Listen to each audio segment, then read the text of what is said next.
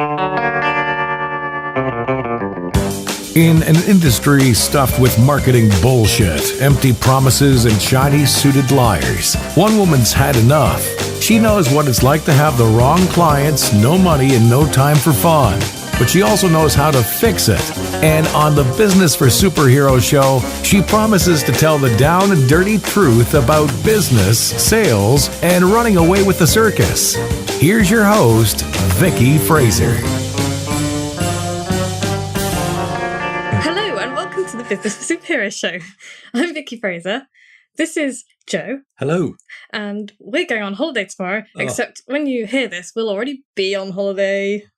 Coming to you from the beach. Coming to you from the beach. And yeah, and we're all packed. Just about. Just got a couple of bits and pieces to throw in.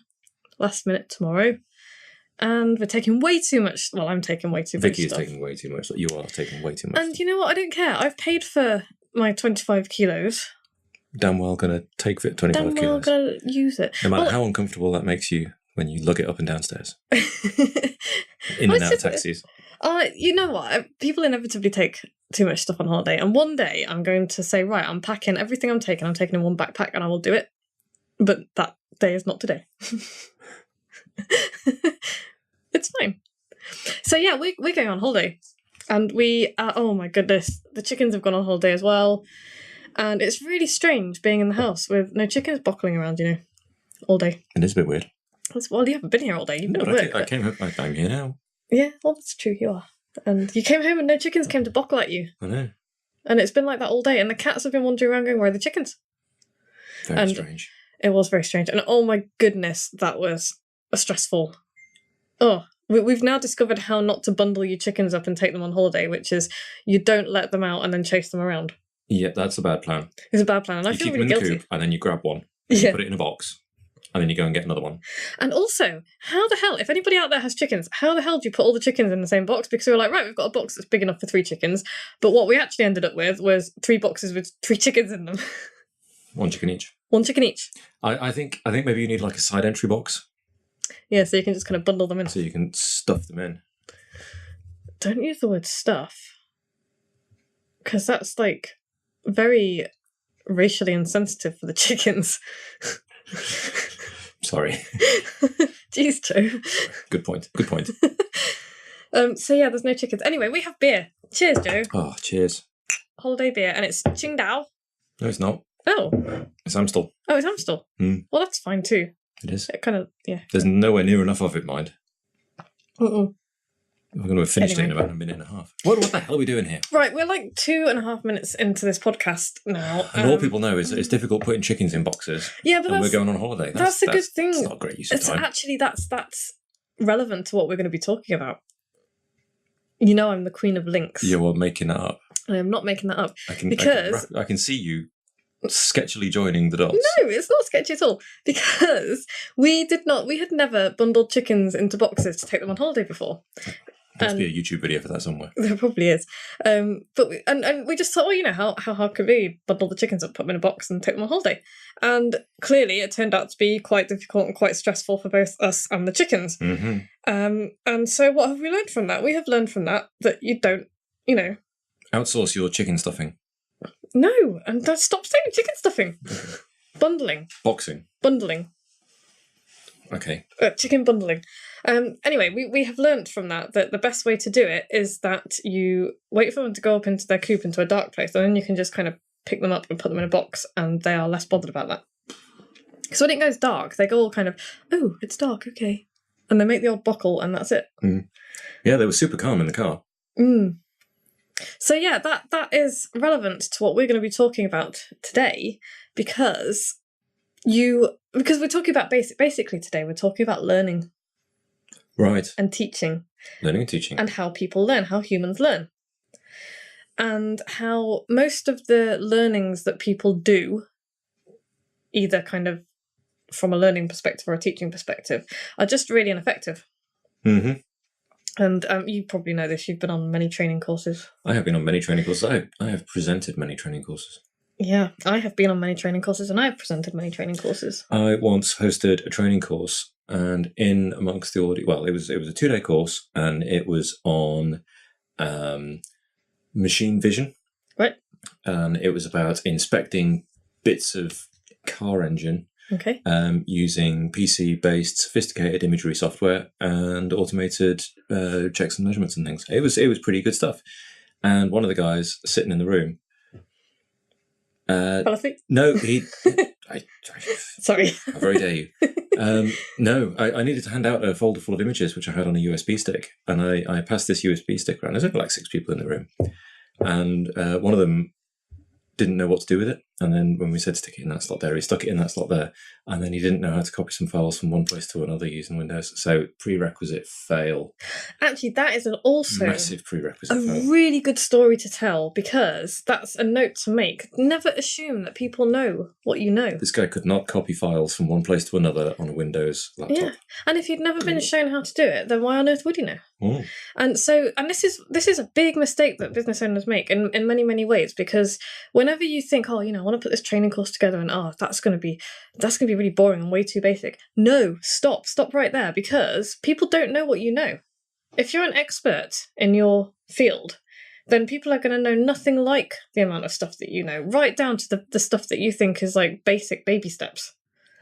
And it's really, and even if they do know, I still think it's really important to start from the very, very basics so that everybody is on the same page for a start. There's a point where you don't go down to. I mean, if you're starting a writing course, then you wouldn't start by teaching them to read. Well, I might actually, because most people don't read properly. Would you teach them the alphabet? I mean, how far back do you go? No, I would teach them the alphabet. But I would make a judgment call on what I thought, where people need to start. But I mean, this cartooning course that I'm doing, you've seen what I've been doing. I've started by drawing circles. Lots of circles. Lots of circles. And you kind of look at that and think, why on earth? Everyone can draw a circle. But it's not just circles, it's circly circles, which is like sketchy circles. So you just go round and round and round to make a circle. And it's the reason they do that is because they want everybody on the same page, and they want the basics. And cartoons and any drawing really is made up of basic shapes at its simplest. So, to say you wouldn't teach people to read, well, actually I might. I might teach people to read in the sense that one of the first assignments might be go and read this passage. Read it carefully, read it, rather than kind of read it in the normal way you would read it word by word, which is not the way we read. So, I might not do that. This is just an example. But for you, for your training course, a good thing might have been to say, prerequisites, do you know this stuff? If you don't know this stuff, get in touch with me beforehand. And that's a really good tip if you're delivering a training course, is to send out a pre-course pack to make sure that everybody is on the same page. Yeah. I can kind of go with that. But this is important anyway, because that's all important, but I also wanted to talk about training courses for people who are taking them and delivering them. And I wanted to start with a story. It's kind of an anonymised story, but it'll sound familiar to anybody who's ever given or taken any kind of corporate training, I think. There's like $100 million company, massive company.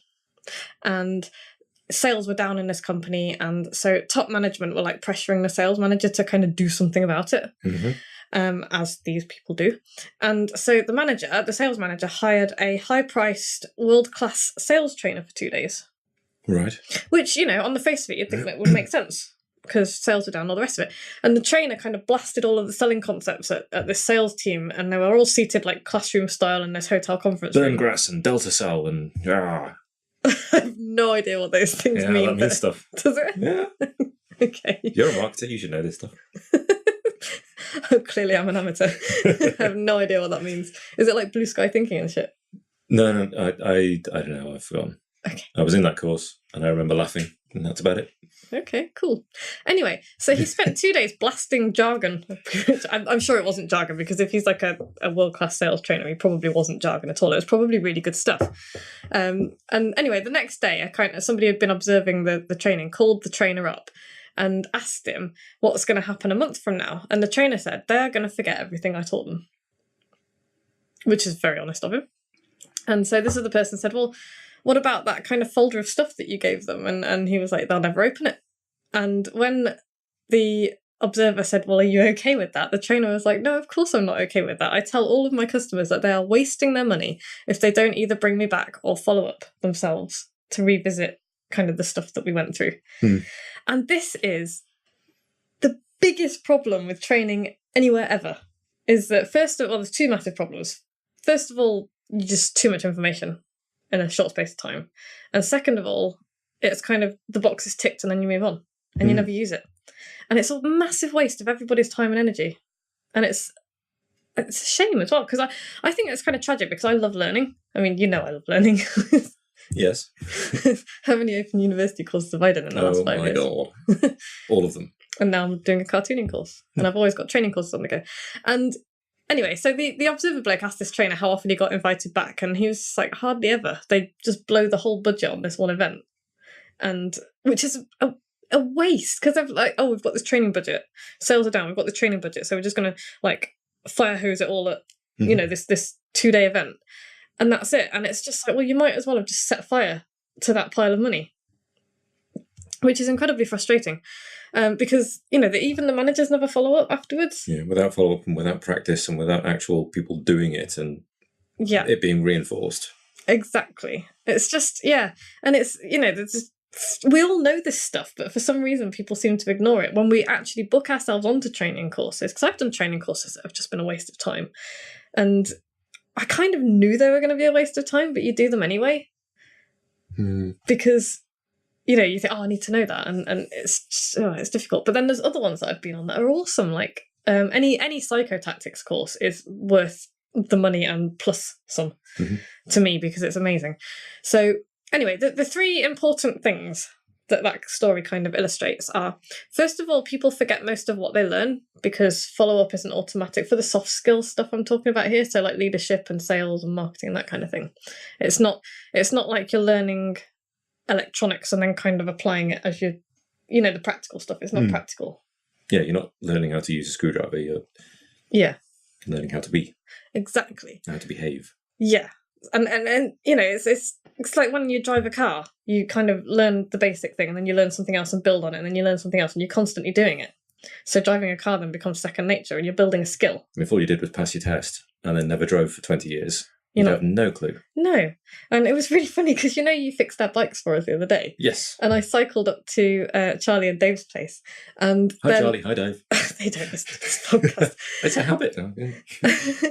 And then I got on the bike and I was like, okay, well, I can remember how to ride the bike, but I feel a bit wobbly and I'm not sure I could stop and stay upright. And, you know, it was kind of, okay, so you're not going to like forget the skills that you've, and that's the thing, you see, because with the driving, if you did learn to drive and then you didn't drive for 20 years, you'd be crap at it and you'd be scared, but you wouldn't forget because you'd have built that. You'd have the ability to sort of do it, but you wouldn't be fluent and you wouldn't be smooth and you wouldn't be. Because to pass your test, you have to do it over and over and over and over and over and over and over and over and over again. And that's what you do when you ride a bike. But it's like when I learn trapeze moves, you start with a basic thing. So the very first thing you learn is to kind of, so you're hanging from the bar upside down. The very first thing you learn is to tuck your knees up and your feet under the bar. And most people can't even do that to start with because it requires a lot of core strength. And if you don't do core stuff, you just don't have it. You just don't have it. So you work up to it. But the first real move is that you're hanging under the bar with your feet poking between your hands. In a pike, yeah. And that's the first thing you learn. And from that, you can then bend your legs over the bar, and then you're in hocks, which is like hanging from your knees. And from there, you can beat up, hold the ropes, pull yourself up, and then you're sitting on the bar. And so it's like a progression of skills. And it seems really slow, but that's the way that you build the strength and you build the technique and you build the confidence. Because trapeze is scary. So that's the kind of thing. So that's the first thing. Okay. Second thing is that most people are not disciplined enough to do their own deliberate practice. Unless you are very motivated, like I am with trapeze or this cartooning course, most people are not going to... But even then, there are some things that you've wanted to do that I think it's the habit, isn't it? You need a schedule, or you need a reason, or you need you need to go and you need to be scheduled to go back and do this stuff because. Think about the slack line. Yeah. You know, you were motivated, you got one. It's in the back of the garden. I don't think you're any better this year than you were last year. I think I'm a little bit better. Yeah, okay. But by the time we get back from Kalymnos, though, in 2 weeks' time, I am going to be awesome at the slackline. And then I'll be crap again next year. I look forward to seeing it. But then with the guitar, you're picking it up and you're doing it and you're practicing. I haven't practiced for a week, actually, because I was away. Oh, God. While I was away camping. Could you not have just gone with that for a second? Just for the audience. Okay. Sorry. Oh, okay. But then, well, instead, let's talk about my IronX on the pole. I'm almost there because I've been doing it over and over and over again. By the way, IronX is where you are basically holding yourself out horizontally with 2 arms on the pole and your body sticking out. And it is sideways. Epically hench. 2 hands on the pole, arms straight, body horizontal. Legs and straddle. Yeah, legs out. And it's epically hench, isn't it? Ridiculously hard work. So... yeah, so that's that. So that's the second thing. Most people aren't disciplined enough. And if you're doing something at the behest of your boss, then you're going to be even less motivated. And if you think it's box ticking exercise, yeah, that's you done. And even if you're doing, even if you're paying for a training course yourself, there's still going to be that. Even if you're motivated to do it, like you just said, if you haven't scheduled that time in, it's just not going to happen. Something more urgent will come along. Yeah. And the third thing is... What's the third thing? I don't know. Okay. Oh, here it is. The third thing is that people who are supposed to make sure the training sticks usually don't follow up. And that's usually managers. But I'm also talking about the trainers themselves. Because I think there's a big sort of... I remember seeing a big debate over whose responsibility it was to make sure that people actually do the training and pick up the skill.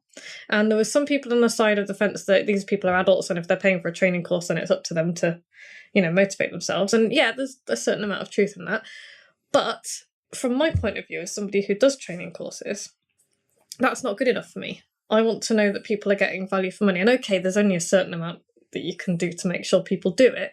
But for instance, in my Write Your Book in 90 Days course, I don't just send you a load of stuff and then leave you to it. You get an email every week with instructions and encouragement to post in the... It's almost a calendar, isn't it? It's telling you what to do and when to do it by. Exactly. So you have specific tasks each week. Now, I'm going to improve that because there are things... Since doing a few other courses and the cartooning course that I'm on at the moment, which is brilliantly structured, I'm going to change that course and make it better because I want to make sure everything that I do gets better and better and better. And I'm also going to stop taking random people. It's going to be I'm going to run it for 12 weeks and I'm going to be more involved in it. Okay. Because what I want is for people to actually do the course. Because there's a few people. There's Janice and Dom. Hi, Janice. Hi, Dom. Hi. And they were really engaged in the course. Smashed the book out in a very short space of time. Asked so many questions in the forum. Andy at the moment, hi Andy, is writing his book and he's only been doing it for a week and a bit and he's already asked a couple of questions in the forum. So he's going to do it. Exactly. And he's doing it because he's promised to sell it in 5 weeks, which is just fucking awesome. Well done. And so I love it when people do that because then I get to see what they're creating and it's just really exciting. It's really exciting for me and I'm not even the one, I'm not even the one writing the book. Okay, that's Joe pouring beer next to the R2D2. You've completely derailed my thread. I derailed you, sorry. Derailed my thread. Okay, so yeah, that was my point. That was the third thing, was the follow-up. And you'll buy training from entrepreneurs or experts, and often it's really expensive training as well. But then you never hear from them again, or not about that particular training course anyway. And I'm not knocking it at all because that works for people, and some people are very self-motivated. But the way I would like to teach people to do things is I want to make sure they actually have a skill, and by the time they've finished my training course, I want them to be using it. Yeah, you want it smashed into them so they can't get away from knowing that. Exactly. And the other problem that I think that we have is that you kind of go to a kind of 2-day training course and it's just information smashed at you, loads of it, and it's useful information. And don't get me wrong, because I've been to these and I've got notebooks filled with useful information that I actually do go back to and kind of mine for ideas and all the rest of it. So it's useful. And that's one type of training course that's got its merits. But I think if you're trying to teach somebody to do something, you need to go much narrower and much deeper. Mm-hmm. And it might seem like you're not giving value for money, but actually you're giving far more value for money if you go over and over the same things over and over again, but in different ways, and get people practicing and working in groups. So you're not firing as much information as you can at them. You're working with them to, to build a skill and to have something tangible at the end of it. Yeah. And I think that's really important. There's a place for both types of learning, because I love having my notebooks filled with ideas because I do go back to them again. But what I want to focus on is teaching people skills that they can use in their businesses and in life as well. Mm. And that's what the November event is all about. Which is going to be cool. I hope so. I hope so. Oh, they've extended, the hotel have extended the deadline for me. They're holding all of my rooms until October the 1st. Cool. Which has made me feel a lot better, actually, because people tend to book on these things at the last minute. And that's another thing you'll find. If you offer training courses and events for people, you will panic because you will do the thing. You'll be like, this is going to be really exciting. And you'll be really excited about it because you know it's going to be really cool. And then, like, a trickle of people will book on and you'll be like, shit, nobody's going to do this. I'm a failure. Everyone hates me. And actually what happens is that people just are crap at making decisions. Yeah. And they'll tell you they're going to do something and then they won't. And that can be very frustrating because, especially if you're the type of person who doesn't do that, because you're just like, because people do it, I think, because they don't want you, they want you to kind of think, oh, I'm supporting you. And then they change their minds, but which is fine, but it makes you panic. And you kind of like, oh, nobody's going to come. And it's like, actually, loads of people book on at the last minute because it always happens. It's like, I sold more of my book course in the last 2 hours. Do you remember when we were in Austria last year? Yeah. And it was like, bing, bing, bing, bing, bing. I was like, shit, this is amazing. And before that, I'd been like, nobody's buying my course. Deadline it up. Because that's what happens. So October the 1st is the deadline for that. Anyway, that's kind of a bit of an aside, but we're kind of, like over 20 minutes, and we've got other stuff to talk about, and I'm now wondering if we should just split this into 2 podcasts. Maybe we should. Maybe we should split it into 2 podcasts. I did want to talk about the Ebbinghaus curve of forgetting. The Ebbinghaus curve of forgetting. Curve. Okay. Which is a thing. Tell me about the Ebbinghaus curve of forgetting. Okay, so you want to Google it because it's a curve and you want to look at it. It's a visual thing. It's a curve. It's a curve. Who'd have thought? I knew. Was it by a guy called Ebbinghaus, I believe? Herman Ebbinghaus. Right. So he developed this curve in 1885, and the whole investigation that he did was totally flawed and incomplete, but the conclusions that he drew and that other people have built upon are very sound. And it's all about how our memories work and how much information we retain. And the answer to that is hardly any. So, basically it depicts the decline of memory retention with time, and it shows how information is lost from our brains over time when there is no attempt to retain it. So I need to try and find the picture so that I can talk about it, because I can remember this, but I can't remember it in enough detail. Joe, talk. Ooh, crikey. Talk. Ebbinghaus. Right. It's okay, I've got it now. Oh, thank God for that. Okay, so a very rough idea of the Ebbinghaus curve of forgetting. So if somebody asks you immediately what you've just learned, then you'll recall 100% of it. Okay, so there's a fact. There's a fact. Somebody says, what was that fact? Then you'll tell them. Right. At 0 minutes, everybody's got to recall. Yeah. 100% recall. Pretty much. After 20 minutes, you've lost 40% of what you learned. That's ridiculous. It's true. After an hour, you've lost half of what you've learned. Yep. After 9 hours, you've lost about 70% of what you've learned. Harsh. And after that, it kind of tails off. It tails off about 25%. And that's it. So you basically... Asymptotes towards 20. Yeah. Basically, you've got 20-25% of everything you've learned you will retain forever. The rest of it, you might as well have not learned it at all. Well, that probably just means that 80% of the things you learn are nonsense. No, it doesn't. No, it doesn't mean that at all. Because the problem is that you have to put effort into recalling this stuff. And this is what I'm talking about, how we learn. And I've been reading a book called The Talent Code, which is awesome. Who's And that by? it's by Daniel Coyle. Really good book, because a lot of the time people... Okay, so I'll get people saying to me, wow, that trapeze routine that you did was amazing. I could never do something like that.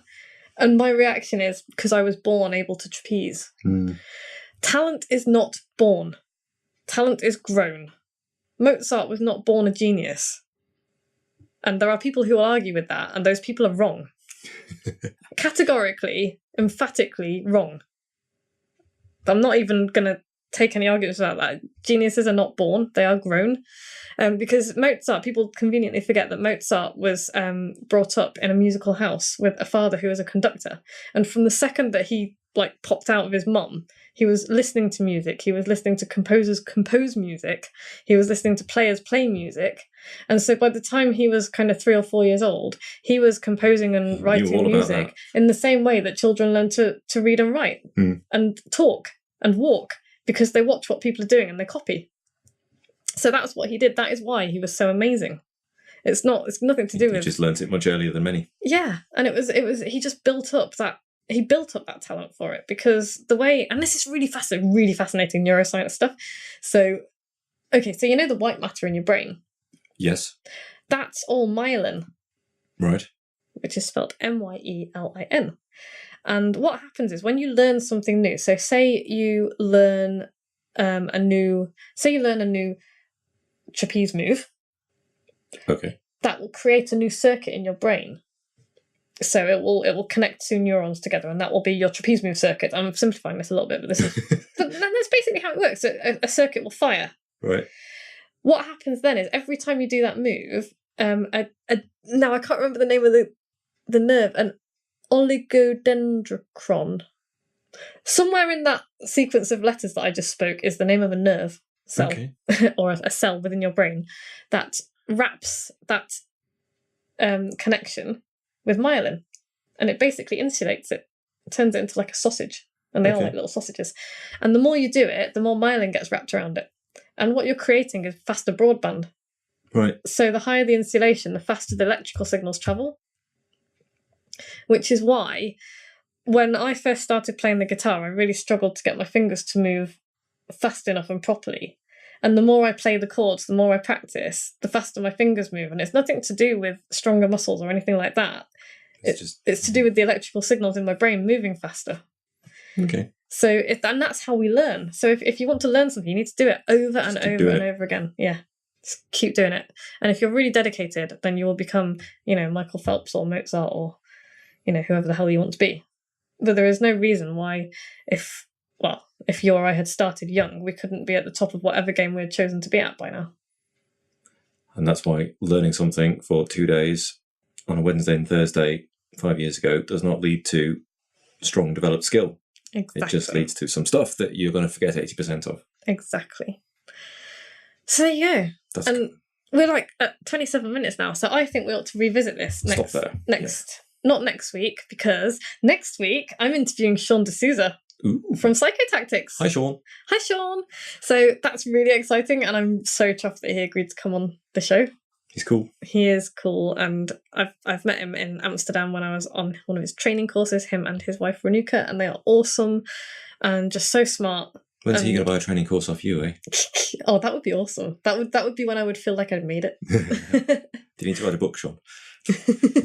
He's written loads of books. He knows all the things. Ugh. And I like him because he's like me, because he likes learning all the things. It's like he sees something and goes off on a tangent for 3 days and learns about it. And yet he manages to get more stuff done. And then practices. So, oh no, I just mean something that interests him. So, like I did with my physics. Anyway, next week we've got Sean D'Souza on the show, which is terribly exciting. That is cool. And the week after that, might be part 2 of this. Might be part 2 of this, yeah. One of these days we'll come back to all of these second half of things that we never quite got around to, and do them all. This is because I get interested in other things, and it's like, we need to talk about that.